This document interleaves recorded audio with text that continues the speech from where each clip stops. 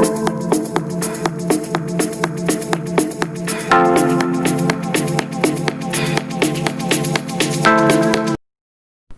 باللہ من الشیطان الرجیم بسم اللہ الرحمن الرحیم۔ پچھلے سبق کے اندر ہم نے آرسینکم البم کے بارے میں تفصیل سے پڑھا تھا۔ آج اس سے ملتی جلتی دوائی ایکونائٹ ہے، جس کو ہم آسان الفاظ میں سمجھنے اور سمجھانے کی کوشش کریں گے۔ ایکونائٹ میڈیسن کے اندر آرسینکم البم کی طرح سردی کا احساس زیادہ پایا جاتا ہے۔ شدت کے اعتبار سے آرسینکم البم سے زیادہ ہے۔ اس کے بخار، اس کا نزلہ، زکام، کھانسی آرسینکم البم کی نسبت زیادہ شدت کے ساتھ وارد ہوتی ہیں۔ ایکونائٹ کو اگر بہت شارٹ کٹ ہم بیان کریں تو اس کے ہر فعل کے ساتھ اچانک کا لفظ لگانا بلا مبالغہ نہ ہوگا کہ اچانک انسان خوف زدہ ہو جائے، اس کے بعد اس کے اوپر بیماری کا حملہ ہو جائے، اچانک سے کسی چیز کو دیکھے اور اس کو ہیبت سے بخار ہو جائے، اچانک کسی کی موت کو دیکھے یا اس کا اعلان سنے اور انتہائی غم میں نڈال ہو کر وہ بیمار پڑ جائے، اچانک سے کچھ بھی ہو، نزلہ ہو، زکام ہو، گلے کی درد ہو، دانت درد ہو، کان کا درد ہو، اچانک کے ساتھ جس کے ساتھ بھی اچانک لگتا ہے اس کی میڈیسن ایکونائٹ بنتی۔ ایکونائٹ کی علامات شدت کے ساتھ آتی ہیں اور ان میں اچانک جو ہے اس کا دخل ضرور ہے۔ یعنی اگر انسان کو بیٹھے بیٹھے بخار ہو گیا ہے، اسی طرح انسان چل رہا ہے، چلتے چلتے اچانک اس کو چوٹ لگ گئی ہے اور چوٹ سے فوراً اس کو بخار ہو گیا ہے، سوزش آ گئی ہے، دانت درد شروع ہو گیا ہے، کان درد شروع ہو گیا ہے، بلکہ یہاں تک کہ اچانک ہی اس کو دل کا درد شروع ہو گیا ہے اور دل کا دورہ بھی اس سے ریکور ہو سکتا ہے۔ اچانک اگر انسان کے اوپر ہارٹ اٹیک آئے اور اس کے منہ میں چند قطرے ایکونائٹ کے اگر ڈال دیے جائے تو ہومیوپیتھی کے اندر بہت بڑی یہ میڈیسن ہے۔ اسی طرح بچہ پیدا ہوتا ہے، آپ دیکھتے ہیں اس کا پیشاب بند ہو گیا ہے یا بچہ روتا نہیں ہے اور بچہ اس کو جانڈس ہو گیا ہے، پیلا یرکان ہو گیا ہے یا اس کو شدید بخار ہو گیا ہے، اب پیدائش اس کے لیے ایک سانحہ ہے۔ ایسے پیدائشی طور پر جو بچے پیدائش کے بعد بیمار ہو جاتے ہیں ان کے لیے بہترین میڈیسن ہے ایکونائٹ، جو ان کو دی جا سکتی ہے اور اس سے آسانی کے ساتھ الحمدللہ بچہ شفا یاب ہو جاتا ہے۔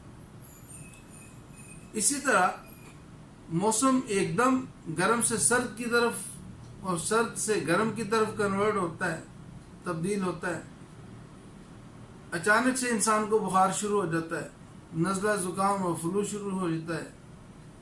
اب اچانک موسم کے تبدیل ہونے سے جو بیماریاں جنم لیتی ہیں اس میں بھی آرسینکم کی نسبت یہاں لوگ بہت غلطی کر لیتے ہیں۔ جیسے سردی کا احساس ہوتا ہے، سردی کی شدت کو دیکھتے ہوئے وہ آرسینکم اپلائی کر دیتے ہیں۔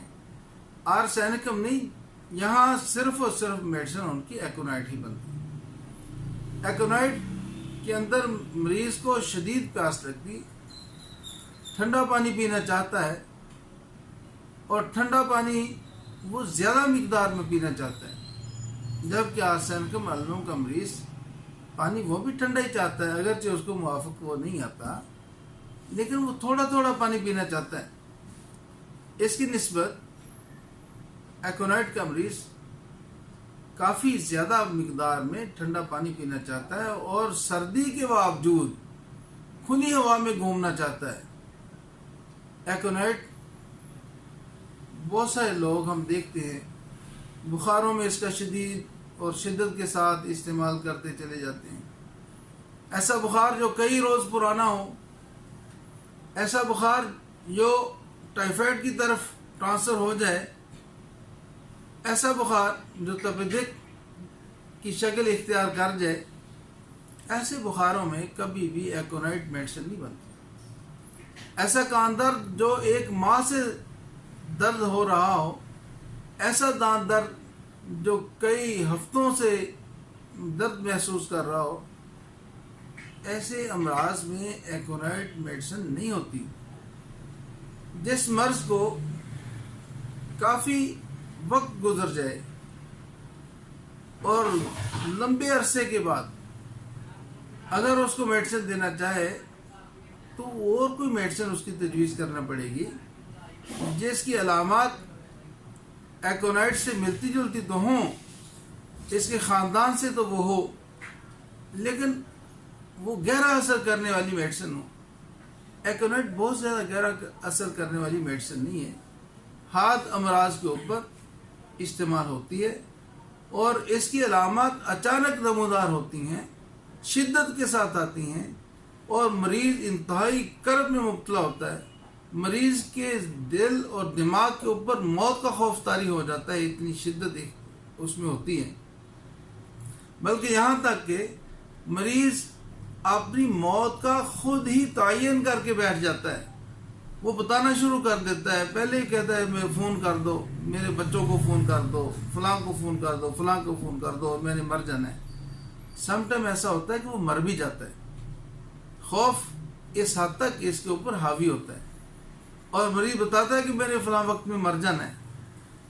ایسا ہوتا ہے اور ہم دیکھتے ہیں مریضوں کے اندر جب ہم ان کا علاج معالجہ کرتے ہیں تو بہت سارے مریض بتا رہے ہوتے ہیں کہ ہم نے فلاں ٹائم پہ مر جانا ہے۔ یہ علامات جتنی بھی ہیں یہ موسٹلی یہ علامات ایکونائٹ کی ہوتی ہیں۔